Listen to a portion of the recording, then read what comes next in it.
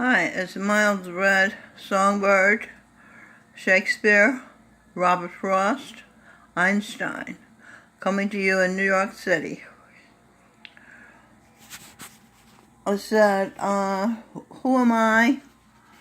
Where is my family? That Vice President Mike Pence asked the question after the election. He was the 9th Sikh guru. I was Nanak, the first Sikh guru. President Trump was the 10th and final Sikh guru. So the question is, who am I? I told you some of who I am. Einstein, Robert Frost, Shakespeare.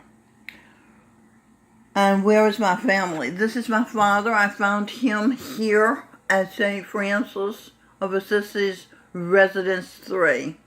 And this is his name is Milton Harris.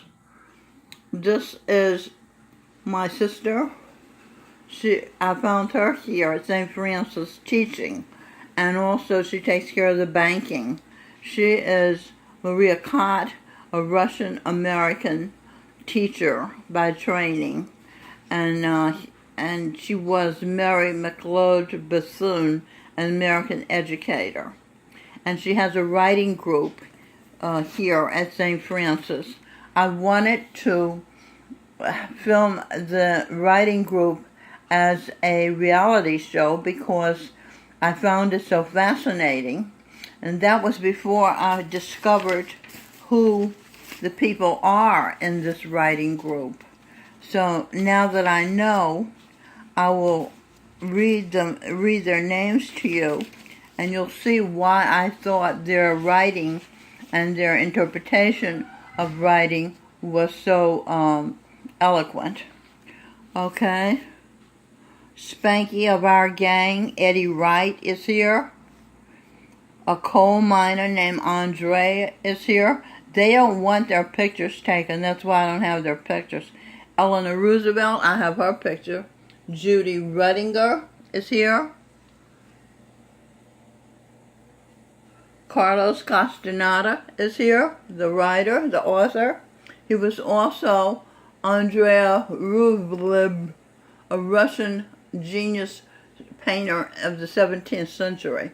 His name is Michael Raker, This Life. And he's one of our geniuses. Milton Harris is also a genius. They may all be genius. Oh, I don't have Bill's picture. St. Philip.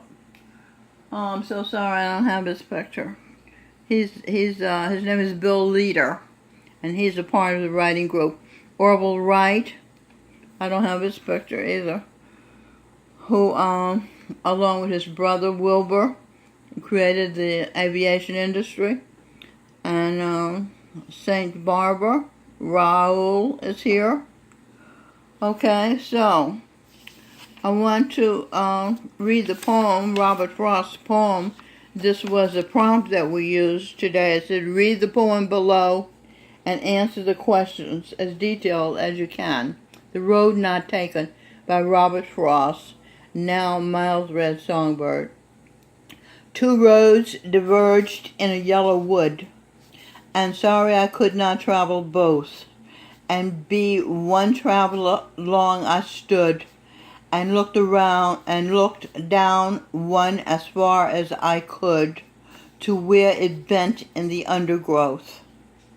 Then took the other as just as fair, and having perhaps the better claim, because it was grassy and wanted wear, though as for that the passing there had warned them really about the same. And both that morning equally lay, in leaves no step had trodden black. Oh, I kept the first for another day, yet knowing how way leads on to way, I doubted if I should ever come back. I shall be telling this with a sigh, somewhere ages and ages hence. I'm telling it now. Okay.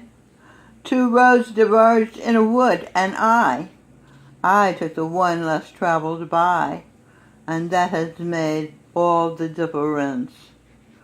Okay, have you read the poem before? I said yes. I was the only person in the class who read the poem before, except Maria, the teacher. They taught it to me in school. I guess they don't teach poetry in schools anymore. That's why schools are yesterday. You need to homeschool your child or put it in private school.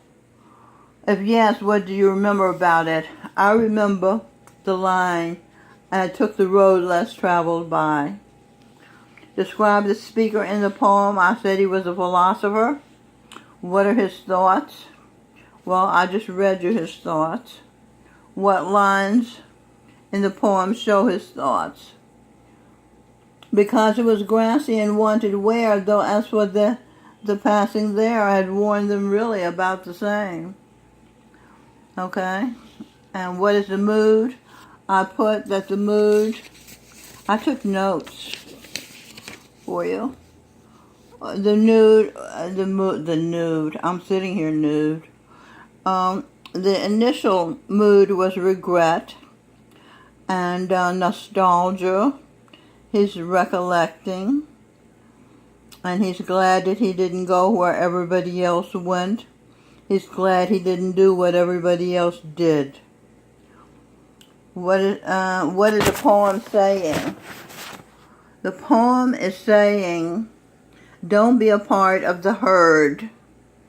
It's more interesting to explore the unexplored, to be different.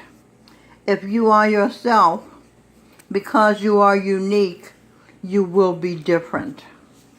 So the poem is saying, be yourself. Okay? Nobody will have traveled the road of yourself but yourself. And that will make all the difference. Okay, the poem I wrote as a result of reading this poem and feeling inspired says, too light for black, too dark for white, a niche I did true lack.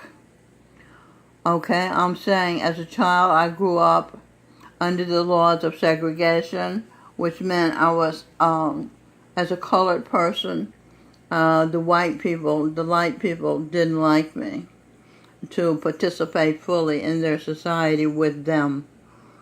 So I was too dark for white. The black people, some of them, the girls, were jealous because I was so light-skinned and I had so-called good hair.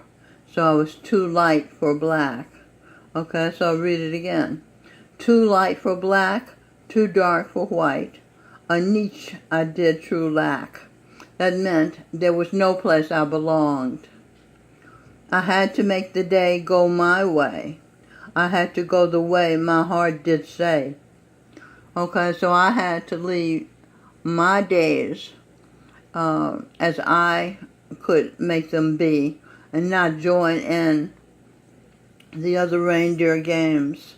If you know the story of Rudolph the Red-Nosed Reindeer. My granddaughter, Jandara Ranzinger, was Rudolph the Red-Nosed Reindeer. And I was Santa's wife, Mrs. St. Nicholas. Okay, I had to go the way my heart did say. When I was at the Charan Singh said, do what you feel. So I had to go the way my heart did say. It's saying, I do what I feel. I had to do what I feel because I couldn't join in and go along to get along. I felt not a part, a lonely space in life's park. I had to pump with my legs to get the swing to move a peg. Do you know what it's like to pump your legs when you're swinging in a swing in the park?